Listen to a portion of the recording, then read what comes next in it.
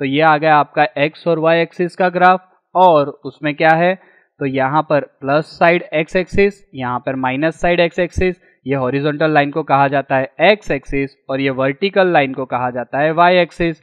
और उसमें क्या होता है, ऊपर पॉजिटिव नंबर्स, नीचे नेगेटिव नंबर्स, और यहाँ पर आपको लिखना पड़ता है स्केल। स्केल में क्या लिखना पड़ता है, x axis equals to 1 centimetre. अभी 1 सेंटीमीटर में आपने कितने यूनिट लिए हैं वो आपको लिखना होता है। जैसे यहाँ पे 1 लिया है तो 1 लेना है, 1 लिखना है, और अगर उसके जगह आप 200, 300 मीटर्स, किलोमीटर्स में लेते हो तो वो लिखना है। तो जो भी आप लेते हो उसको यहाँ पे लिख देना है आपको। और जो इंटरसेक्ट करता है उस पॉइंट को कहा जाता है ओरिजिन। और हमेशा ये चीज़ ध्यान में रखना कि हम क्या करते हैं, हम पहले x पॉइंट लिखते हैं और फिर ही y पॉइंट लिखते हैं हर बार। तो ये भी बात आपको पता चल गई। चलो, तो बेसिक इन्फॉर्मेशन ग्राफ की मिल ही चुकी है, तो अभी कर लेते हैं क्वेश्चन को सॉल्व। तो क्वेश्चन को सॉल्व करने के लिए मुझे क्या चाहिए होगा, तो मुझे चाहिए होगे ये दोनों इक्वेशन। तो ये दोनों इक्वेशन को मैं ले जाता हूँ नेक्स्ट पेज पे और क्या करूँगा, सॉल्व कर दूंगा। कैसे करूँगा, ग्राफ पे करूँगा। तो मुझे क्या चाहिए होगा, ग्राफ भी चाहिए होगा, राइट। तो यहाँ पर ग्राफ भी ले लेता हूँ।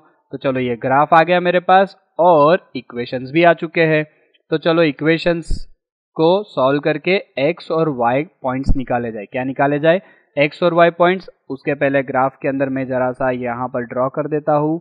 ये हो गया y एक्सिस, ये हो गई आपकी x एक्सिस, और यहाँ पर लिख लेना है आपको कि ये हो गया x एक्सिस और ये हो गई अपनी y एक्सिस। चलो, तो यहाँ पे हम पॉइंट्स कैसे निकालेंगे, ये जो पॉइंट्स है सारे यहाँ पर जो 1 2 3 लिखे थे हमने इमेज में, तो वो जो है वो हम कैसे निकालेंगे। तो सबसे पहले उसका बेस्ट वे है कि पहले x को 0 अज्यूम कर लो। क्या करो, x को 0 अज्यूम करो। तो यहाँ पर 0 लिखोगे तो क्या आ जाएगा, यहाँ पर 0 लिखोगे तो आपका आ जाएगा 7y इक्वल्स टू 50, क्योंकि 5 के साथ तो 0 मल्टीप्लाई हो चुका है।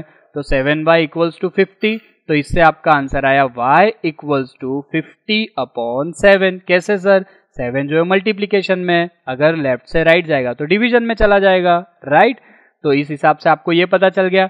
अभी दूसरी वैल्यू क्या आएगी, दूसरी वैल्यू आपकी आ जाती है, आपको लेना है y इक्वल्स टू 0। क्या करना है आपको लेना है y इक्वल्स टू 0 और उस पे से x लेना है। तो y की वैल्यू 0 रखोगे तो आपके पास इक्वेशन क्या आ जाएगी, y की वैल्यू 0 रखोगे तो इक्वेशन आएगी 5x इक्वल्स टू 50, क्योंकि यहाँ पर 0 रखने से ये टर्म हो जाएगा 0। तो ये हो गया 50। तो अभी 5 से जाएगा डिवीजन करो तो x इक्वल्स टू आपको आंसर मिला 50/5, दैट इज इक्वल्स टू 10। क्या मिला, 50/5, 5 1 जा 5, 5 10 जा 10। तो यहाँ पे 50/10 हो गया, राइट। चलो, तो ये आपको पॉइंट्स मिल गए। ये दोनों पॉइंट्स जो थे ये कहाँ पर से थे, ये थे आपके इक्वेशन 1 पे से। अभी इक्वेशन 2 पे चले जाते हैं, इस इक्वेशन का यूज कर लेते हैं। तो इक्वेशन का यूज करेंगे तो क्या हो जाएगा, x की वैल्यू 0 ले लो, आप कंफ्यूज मत हो जाना। यहाँ पर ये हो गई लाइन, x की वैल्यू अगर 0 लेता हूँ तो y की वैल्यू क्या आ जाएगी, x की वैल्यू 0 लूंगा तो y की वैल्यू है 5y इक्वल्स टू 46। तो y इक्वल्स टू 46/5। आपको अभी निकालना तो आ ही गया होगा, तो फटाफट से मेरे पहले दूसरी भी वैल्यू निकाल लो। ये हो गया 46/5। अभी मेरे को लेनी है x इक्वल्स टू 0, तो x इक्वल्स टू 0 लूंगा तो y की वैल्यू क्या आ जाएगी, सॉरी y इक्वल्स टू 0 तो y की वैल्यू, x की वैल्यू क्या आ जाएगी, y इक्वल्स टू 0 लूंगा मैं तो 7x इक्वल्स टू 46। तो x इक्वल्स टू 46/7, राइट। तो ये मेरी ये वैल्यू हो गई, क्या हो गई, 46/7। Very nice. तो यहाँ पर आपको कुछ 4 पॉइंट्स मिल चुके हैं। अभी ये 4 पॉइंट को आपको अच्छे से याद कर लेना है, लिख लेना है और यहाँ पे रिप्रेजेंट करना है ग्राफ पे।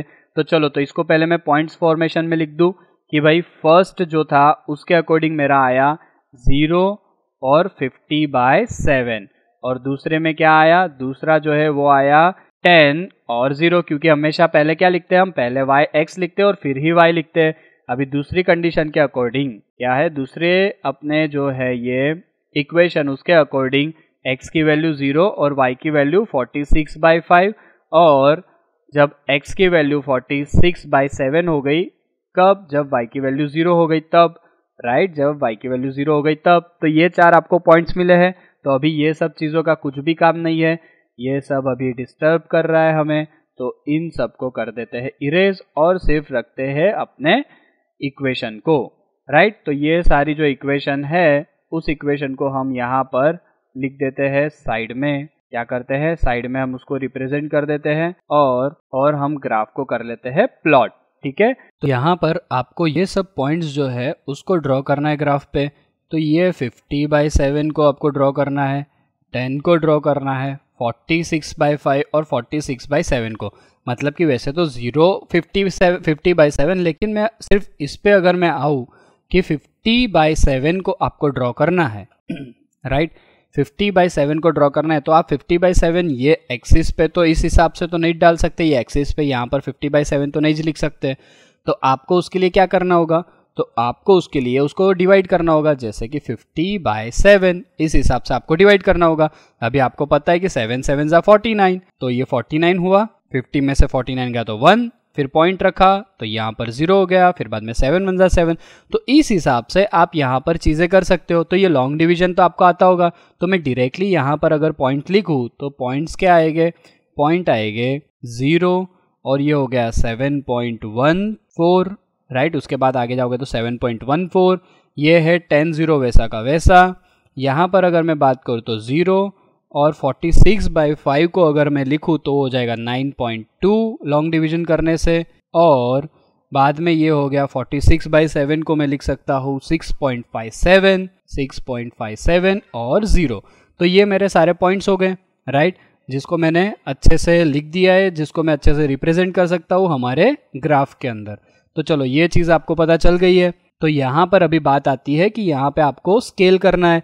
तो स्केल किस हिसाब से लोगे आप, तो आपको पता चल गया कि आपको क्या 7 9 9.2 मतलब कि देन 6.5 मतलब 7 तक, तो आपको मिनिमम 10 तक प्लॉट करना है। तो मैंने ग्राफ इसीलिए चेंज किया था कि मैं यहाँ पर 10 तक कर सकूँ, राइट, मैं यहाँ पर क्या कर सकूँ, 10 तक की चीज़ें लिख सकूँ। तो यहाँ पे चलो मैं 10 तक की चीज़ें लिख रहा हूँ। ये हो गए मेरे सारे नंबर 1 2 3 4 5 6 7 8 9 एंड 10। सिमिलरली यहाँ पर 1 2 3 4 5 6 7 8 9 एंड 10। तो ये मेरे सारे 10 10 हो गए दोनों साइड्स पे, एक्स और वाई एक्सिस पे। तो चलो अभी यहाँ पर ये कोऑर्डिनेट्स को हम यहाँ पे ड्रॉ करेंगे। कोऑर्डिनेट्स कौन से आपके पास, कोऑर्डिनेट्स है 0 और 7.14 सबसे पहले। तो x की वैल्यू 0 और y की वैल्यू 7.14, तो y की वैल्यू 7.14 कुछ यहाँ पर हो सकती है 7 और 8 के बीच में, राइट। उसके बाद में इसको मुझे लिखना होगा कि ये जो मैंने लिखा हुआ है ये क्या है, 0 और 7.14। उसके बाद में दूसरा कोऑर्डिनेट क्या है, 10 0, दूसरा क्या है 10 0, मतलब x की वैल्यू 10 y की वैल्यू 0। तो यहाँ पर वो आएगा, ये हो गया x = 10 y = 0। अभी नेक्स्ट कौन सा कोऑर्डिनेट है, तो नेक्स्ट कोऑर्डिनेट है आपका 9 और 0 और 9.2। सो यहाँ पर आपका 0 और 9.2, तो x = 0 y = 9.2, मतलब क्या होगा कि y एक्सिस पे कहीं पर यहाँ पर होगा, राइट। तो ये हो गया आपका 0 और 9.2। उसके बाद में दूसरा जो लास्ट वाला पॉइंट है वो क्या है, 6.57 और 0। तो x की वैल्यू 6.57 मतलब 6.5 आधे से थोड़ी ज़्यादा, आधे से थोड़ी सी ज़्यादा, मतलब कि वो पॉइंट कुछ यहाँ पर होना चाहिए। तो ये आपका पॉइंट कौन सा बन जाएगा, 6.57 राइट। तो चलो, तो आपने चारों पॉइंट को यहाँ पे ड्रॉ कर दिया है। अभी आपको क्या पता था, आपको ये पता था कि ये आपका कौन सा है, ये आपका फर्स्ट इक्वेशन है, राइट। ये आपका क्या है, फर्स्ट इक्वेशन। तो उस हिसाब से फर्स्ट इक्वेशन के जो कोऑर्डिनेट्स है उसको एक लाइन दे दो। मतलब कौन से हैं कि भाई यहाँ पर ये वाला एक पॉइंट, राइट, 0.0 और 7.14 और 10 0 वाला, तो इन दोनों को कनेक्ट करते हैं अभी। तो चलो, तो इन दोनों को कनेक्ट किया जाए, 0.4714 और ये 10 वाला। तो चलो, इन दोनों को मैंने कर दिया है कनेक्ट। फिर बाद में बात आती है किसकी, बाद में आती है दूसरे दो पॉइंट की। तो दूसरे दो पॉइंट को अभी हम यहाँ से करते हैं कनेक्ट, और ये होता है ये वाला नंबर, राइट। तो चलो, ये जो है ये हो गया आपका आंसर। तो आपका आंसर यहाँ पर कौन सा है, आपका आंसर बन जाता है जो भी इंटरसेक्टिंग पॉइंट हो ये वाला। तो इंटरसेक्टिंग पॉइंट कौन सा है, तो इंटरसेक्टिंग पॉइंट जो है उसको अगर मैं ध्यान से देखूँ तो क्या है, वहाँ पर मुझे क्या करना होगा, x की वैल्यू निकालने के लिए ऐसे नीचे जाना होगा, y की वैल्यू के लिए यहाँ से ऐसे आना होगा। तो ये जो पॉइंट है इसको मैं बोल सकता हूँ 3 5, राइट।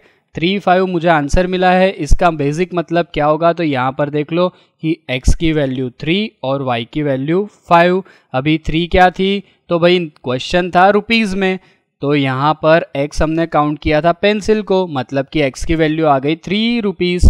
x की वैल्यू क्या आ गई, x की वैल्यू आ गई भाई 3 रुपीज़ और y की वैल्यू आ गई 5 रुपीज़। और ये इसको कहा जाता है पेंसिल, हमने पेंसिल इसको अज्यूम किया है, इसको कहा है हमने पेन। तो इसका मतलब कि जो भी क्वेश्चन था कि रामू जो भी था उसने जो पेंसिल और पेन लाया था मार्केट से, उसकी प्राइस हमें मिल चुकी है। उसकी प्राइस क्या है, 3 rupees for each pencil and 5 rupees for each pen, right. तो इस तरीके से आप मैथ्स का आपकी जनरल लाइफ में यूज कर सकते हो। स्टे ट्यून विद ज्ञान मी।